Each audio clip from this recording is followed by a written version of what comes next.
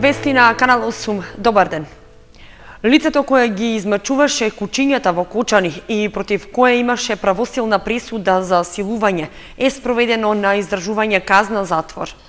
Од Основниот суд потврдија дека насилникот полициски бил спроведен во затворот во Струмица, откако минатиот месец самиот не се јавил за издржување на казната. По неодамнешната реакција на медиумите за најновото изживување врз кучињата во Кочани, институциите презедоа мерки и насилникот Никола Терџиманов е однесен на издржување казна затвор. Со тоа, барањата од граѓаните и од Сдруженијето за заштита на животните добиваат законска завршница. Сепак, ваквото санкционирање не е поради малтретирањето на животните, туку поради други кривични дела за кои тој претходно бил осуден.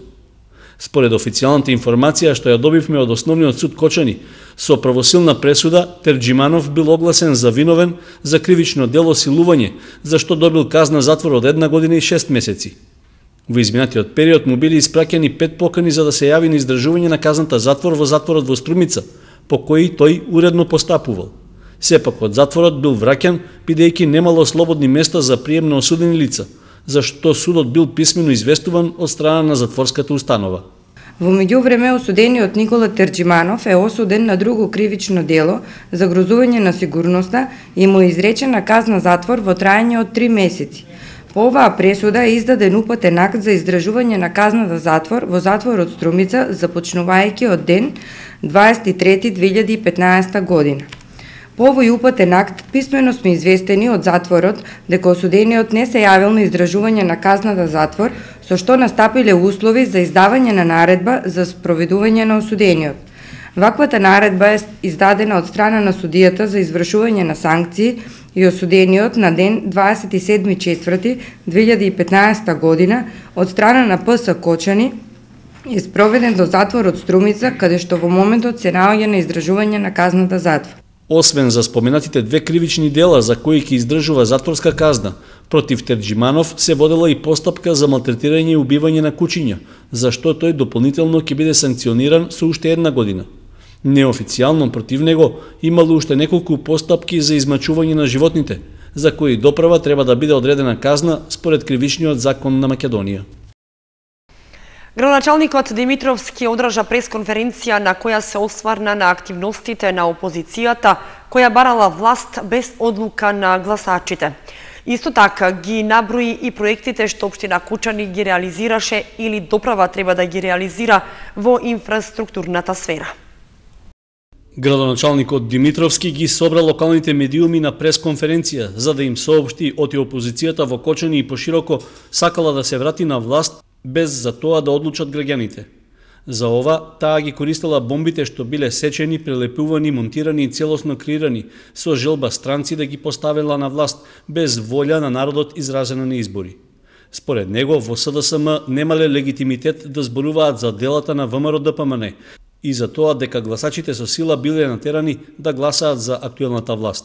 Ако се прашуваат во СДСМ зошто граѓаните гласаат за делата на ВМРО ДПМН во Кочани, тогаш мораат да се потсетат дека тие за нашето Кочани имаат сторено многу недела. Мислевме дека имаат проблем со сеќавањата, па ги потсетувавме зошто вреди да се поддржи ВМРО ДПМН во Кочани. Но сега, кога веќе е откриена нивната странска агенда со пуштањето на монтираните разговори, нема потреба да им се посветува толку внимание и објаснување. Димитровски доби прашање од новинарите зошто ја организирал оваа пресконференција ако нема потреба да им се посветува внимание на бомбите на опозицијата и дали очекува и Кочани да биде споменато во прислушуваните разговори.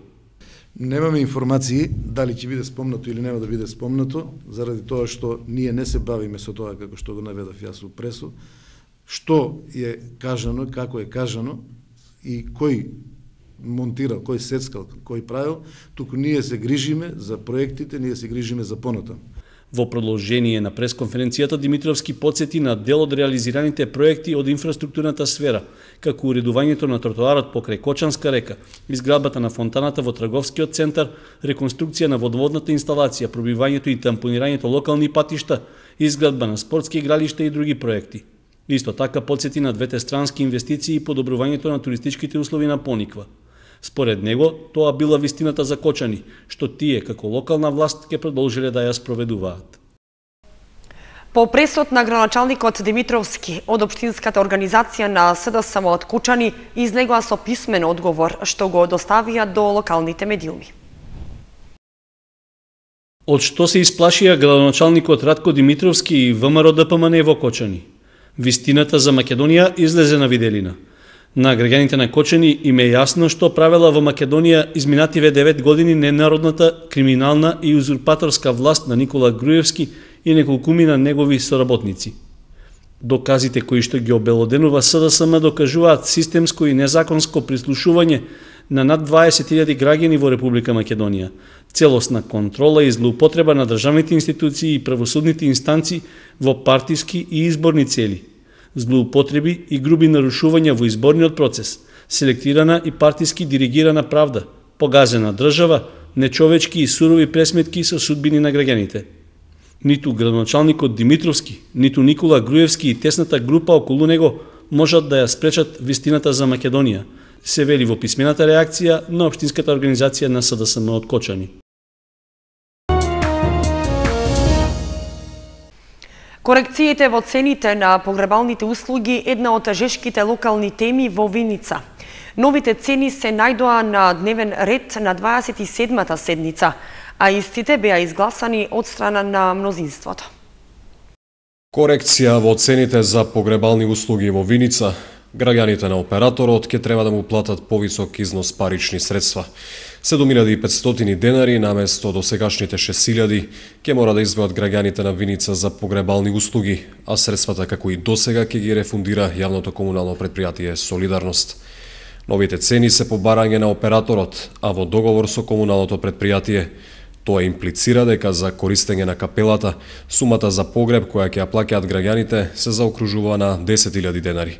Одлуката предизвика дискусии, напати и бурни, но ја доби мнозинската поддршка. Погребалните услуги досега неколку пати го скандализираа Кочани.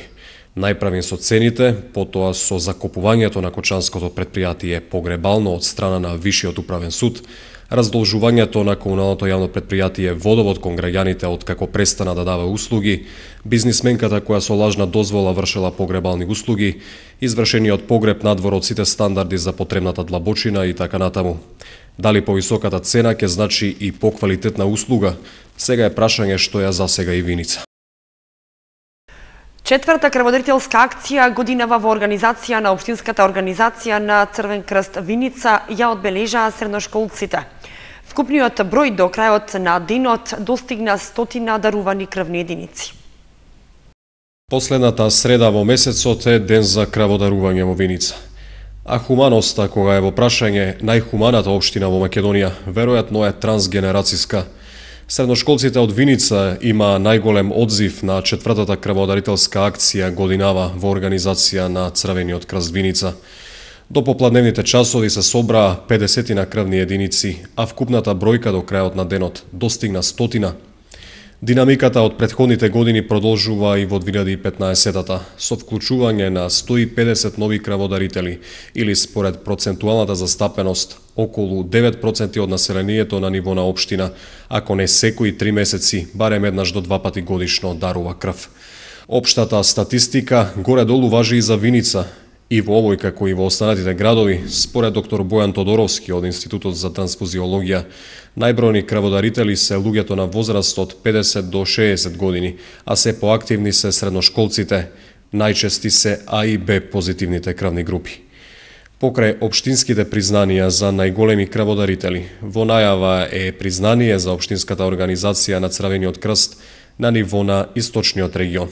Минатата 2014 година, Црвениот крст Виница ја заокружи со 1698 собрани крвни единици, со што го натврли планот за 315,03%. Средното општинско училиште Гушовиќ Антиев во топ 5 училишта од вкупно 34 кои учествуваа на средношколскиот конкурс Како да градиме заедничка иднина во организација на УСАИД за меѓуетничка интеграција во образованието во соработка со Македонскиот институт за медиуми. Пофалница за особен придонес во унапредувањето на меѓуетничката интеграција во образованието за Средното општинско училиште Гошо Викентиев, кое влезе во топ 5 училишта од вкупно 34 кои аплицираа на конкурсот Мултивија медија, како да градиме соживот во училиштата. По разгледаните предадени апликации, Гошо Викентиев се најде меѓу најдобрите училишта кои аплицираа на проектот. Учениците изработија фотосторија на тема "Подадена топка, подадена рака". Нашето училиште зеде учество со 2 кратки филмчиња и една фотосторија на тема "Подадена топка, подадена рака". Учество зедоа и други 34 средни училишта, заедно со 57 мултимедијални продукти. Ние зедовме пофалница со фотосторијата, односно влеговме во топ 5. На конкурсот аплицирале 34 училишта кои имале подготвено апликации кои доловуваат различни аспекти на училишните активности посветени на меѓуетничката интеграција во образованието. Жири комисијата оценувала според релевантноста на темата, нејзината оригиналност, квалитетот на реализација на продуктот, пораката што ја испраќа и бројот на ученици и наставници вклучени во активноста и во самиот производ. Свеченото доделување на наградите, пофалниците и признанијата ќе се одржи на почетокот на мај. Средните училишта се презентираат пред основците. Пред престојните уписи во средно училиште, Гошо Викентиев изврши презентација на машинската, електро и сообраќајната струка пред учениците од 9 оделенија. Непосредно пред почетокот на уписите во средните училишта, професорите од Гошо Викентиев ги завршија презентациите на она што го нудат како струки, насоки и профили во училиштето. Ваквите презентации од годините наназад се покажале како успешни, оти учениците всушност се запознаваат со она што се изучува во училиштето, со цел да се одлучат на некоја од презентираните струки понатаму. Веќе завршија презентациите на нашите училиште, со која се представуваме во основните училишта, со цел да ги искористиме тие презентации за наредните уписи кои следуваат. Се представуваме со дел од нашата струка, од машинската и електроструката. Од машинската струка е презентација на работата на еден мотор со внатрешно согорување, од електроструката е со помош на сензори, различни вклучување и исклучување. Презентациите и годинава биле добро прифатени од основците, така што истите биле доста заинтересирани за следење на сите презентации, а некои веќе се изјасниле дека ќе се запишат на некоја од презентираните профили и насоки во ова средно училиште.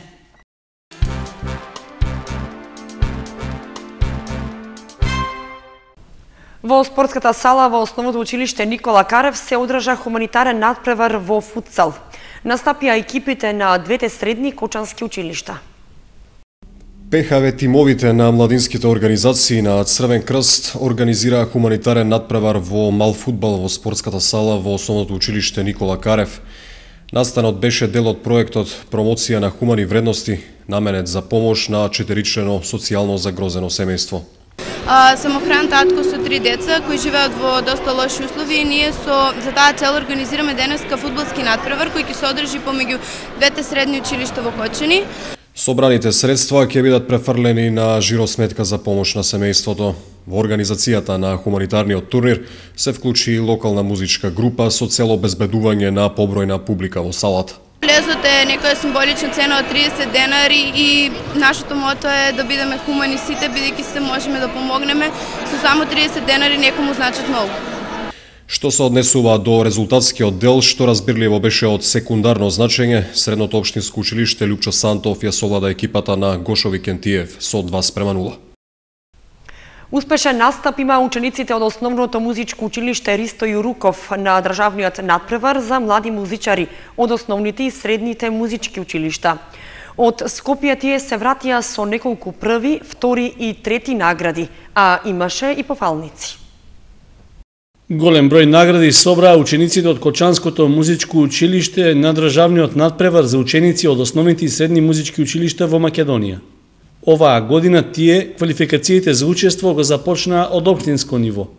При тоа 31 ученик во Ристо Јуруков учествуваше на надпреварот што се одржа во локални рамки, за на крајот по одржувањето и на регионалното надпреварување во Скопје да отпатуваат 25 ученици.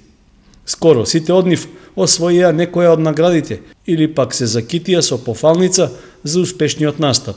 На ова највисоко ниво, учениците од училиштето, секако и наставниците, се закитија со 3 први награди, 3 втори награди, околу 13 трети, 3 пофалници.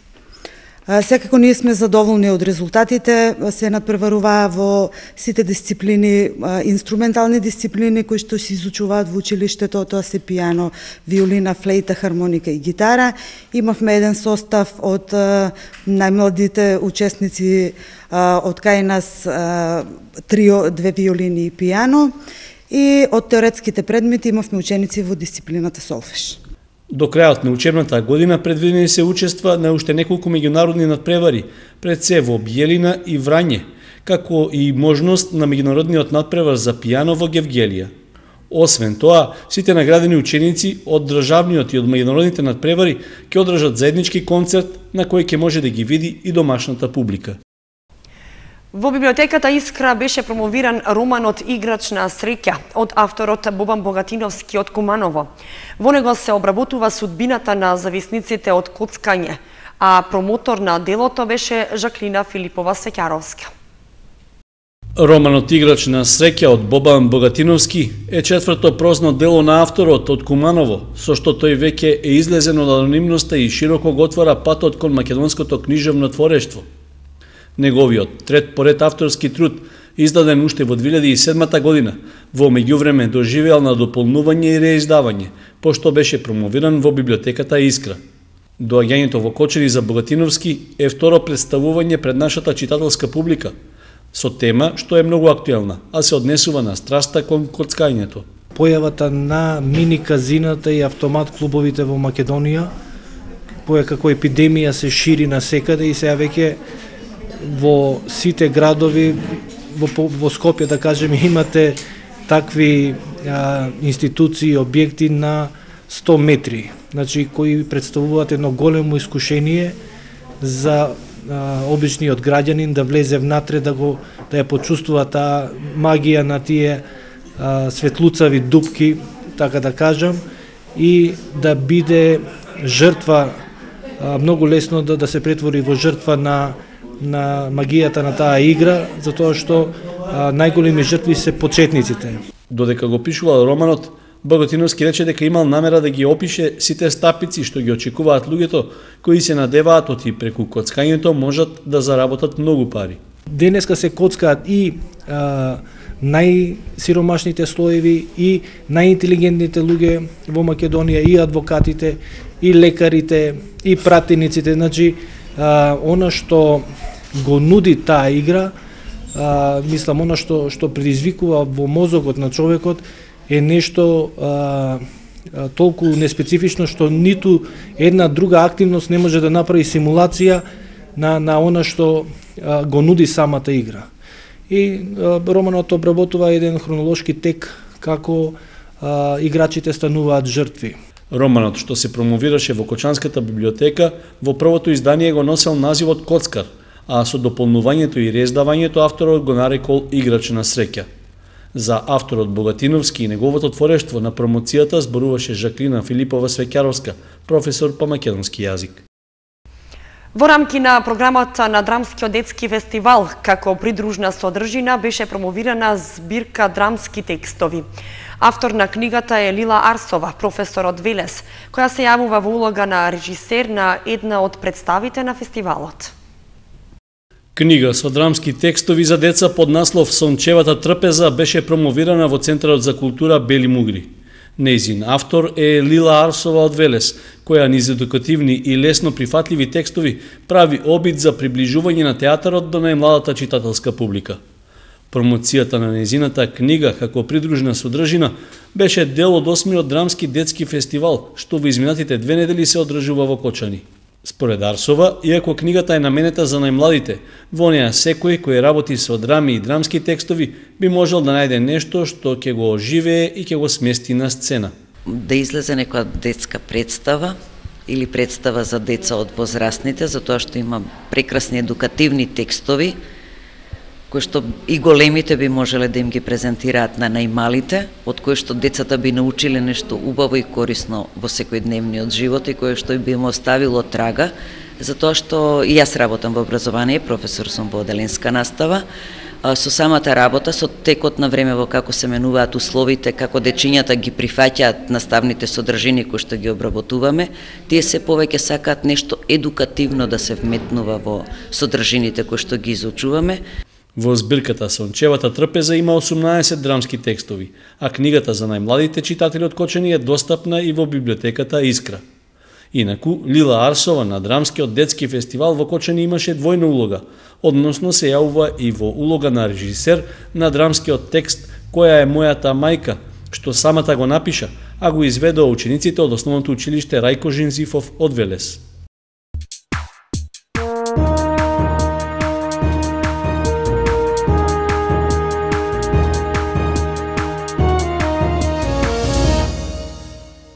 Следува информацијата за училишниот спорт. Одиграни се редовните кола во мал фудбал и ракомет. Во спортската сала во основното училиште Никола Карев беше одиграно редовното коло во училишната футсал лига за основци. Резултати: Никола Карев, Свети Кирил и Методи 3:0 и Раде Кратовче, Крстап Петков Мисирков 5:0. Слободна беше екипата на Малина Попиванова. На табелата води Никола Карев пред Раде Кратовче, трета екипата на Свети Кирил и Методи, четврта на Малина Попиванова, а пета или последно пласирана екипата на Крстеп Петков Мисирков. Ден предходно се играа надпреварите во ракомет. Свети Кирил и Методи ја совлада екипата на Раде Кратовче со резултат 8:4, додека екипата на Никола Карев загуби од Малина Попиванова со резултат 7:9. Сите екипи се со по 3 бода, што значи дека имаат по една победа и еден пораз. В четврток се игра третото коло, а двојките се Раде Кратовче Никола Карев и Свети Кирил и Методи Малина Попиванова.